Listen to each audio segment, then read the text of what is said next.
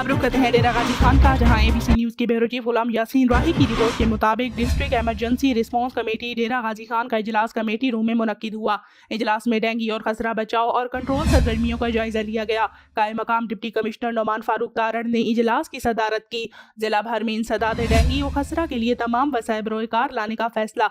ज़ेरुल-तवा DVR शिकायत को निपटाने का हुक्म। फेक सरगर्मियों पर अफसरान से वजाहत तलब। बारिशों के सीजन में मोहतात सरगर्मियों की तशहीर को यकीनी बनाने की हदायत दी गई हैं। कायम मकाम डिप्टी कमिश्नर नोमान फारूक तारड़ ने खिताब करते हुए कहा कि हुकूमत पंजाब की इंसदाद डेंगू SOPs पर अमल दरामद हमारा मकसद है। इंसदाद डेंगू के लिए फेक सरगर्मियां बर्दाश्त नहीं की जाएंगी। लार्वा पॉजिटिव साइट्स की बार बार इंस्पेक्शन की जाएगी। डेंगू स्टाफ को मुतहर्रिक और उनकी वर्किंग को मॉनिटरिंग किया जाए।